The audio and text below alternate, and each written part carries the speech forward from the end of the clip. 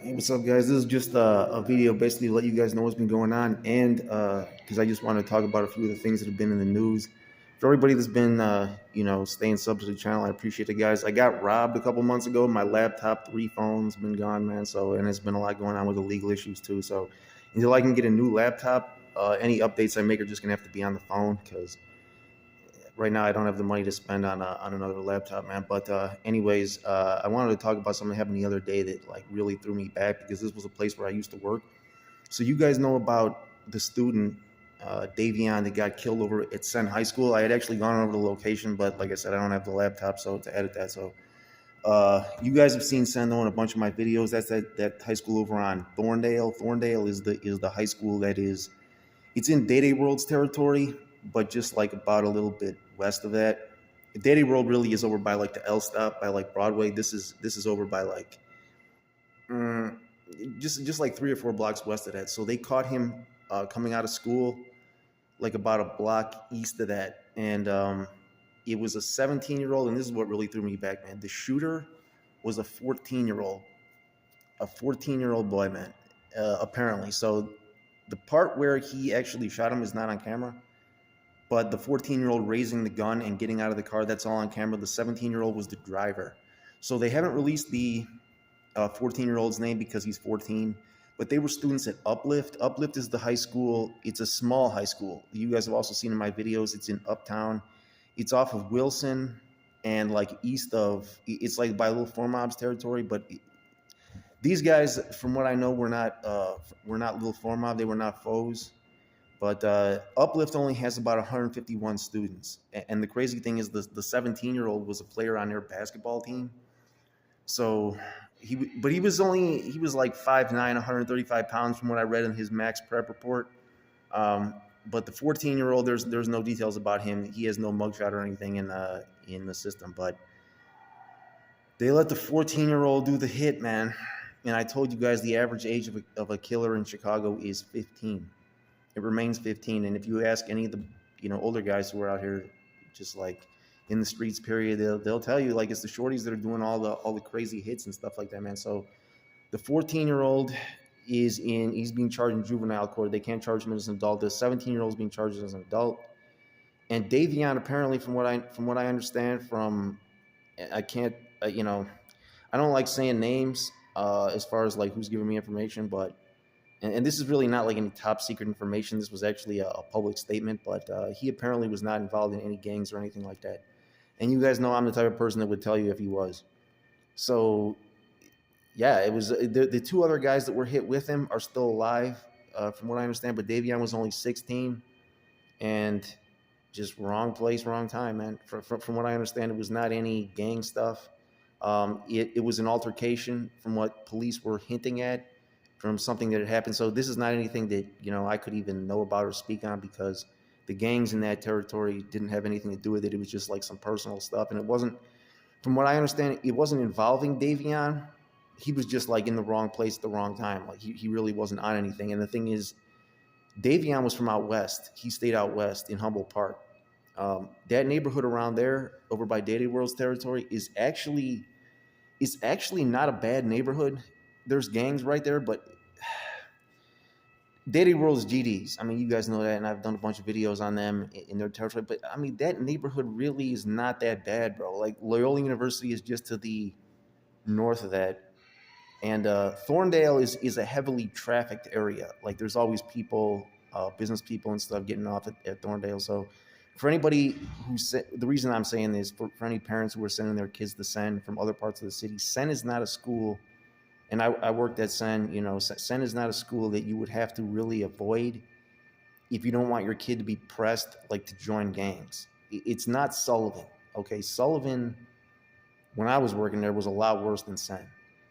I wouldn't even say it's really as bad as like, I wouldn't even say it's even as bad as like Wells, although I only subbed at Wells once. But Senn is a very diverse school, man. There's like a ton of Asian, African, Middle Eastern students, like students from all over. There's something like 75 different languages spoken in Senn.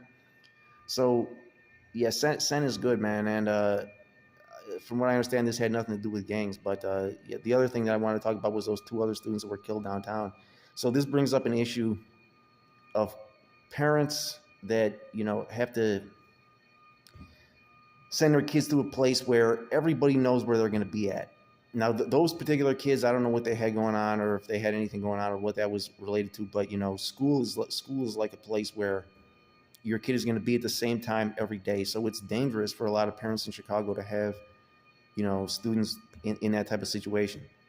What I would do, if you're concerned about that, the best thing to do is to, and this is even for parents that work and can't be there, is to homeschool the kid. Just give him the materials and let him do it. And if he doesn't do it, so what? If he's not doing it at home, most of the kids don't do it in school either. They don't do none of the work. They finish high school not knowing anything. I mean, I'm just calling it what it is. So you might as well have them do that at home where it's safe and still graduate. Okay. And matter of fact, there's going to be less distractions. There's not going to be the girls there distracting him. There's not going to be, people from different gangs pressing him. It's always better to do it at home. The only reason to send your kid to school is like social reasons, but the social reasons in Chicago are mostly negative. So school is a place where everybody knows he's going to be at the same time every day. That's very, very dangerous. Okay, I say this as somebody who worked in schools for 15 years. Homeschool your kid. That's the best advice I can give anybody in Chicago, unless you have a kid that's getting into Northside Prep, Lane, Jones College Prep, Walter Payton. If your kid can get into a school like that, then send him to that school. But if he's going to Marshall or Crane, Manly, Sullivan, Dunbar, homeschool your kid. 100%. You don't have to be there for a second of it. Just give him the materials. Let him do it if he wants to do it. If he doesn't want to do it, forget it. Because if he's not doing it at home, like I said, you don't know he's going to do what he's going to do in school either. So just do it like that, man. That's basically the best advice that you will ever get from anybody that's ever worked in a school. Homeschool your kid. Like I said, unless he can get in one of the top charter schools.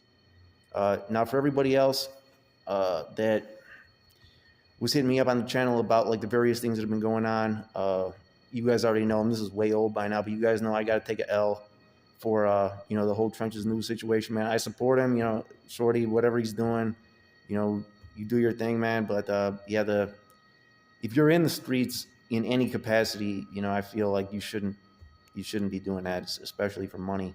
But I always give people the benefit of the doubt, but in that case, it turned out to be wrong, man. Rest in peace to Duck. For Trenches News, man, if I was him, I would leave the city. I would leave the city because he's got a huge target on his back now. You know what I'm saying? One sec, man.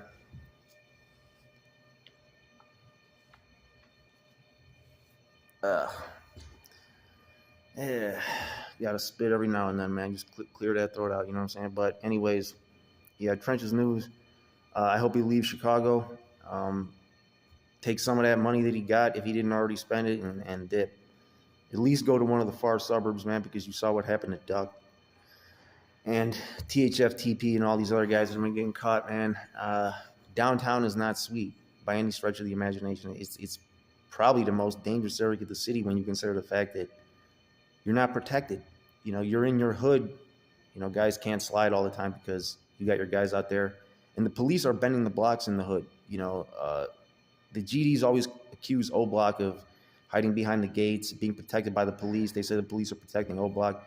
They're protecting STL too. I don't know if you guys have been down there, how many times you guys have been. Every time I go through there, 63rd and St. Lawrence, police are always right there, like bending the block, spinning, like 24/7. I've been there at different times of the day and night. So yeah, the hood is kind of difficult to get a kill off, but downtown, you bump into somebody, you get the drop on somebody, and that's how it is, man. So if you're, like I said, trying to stay alive, preserve your life, or parents or whatever, girlfriends, downtown, you got to treat that just like it's any other spot, because that's where people are bumping into each other. Because everybody goes to the same spot to get away.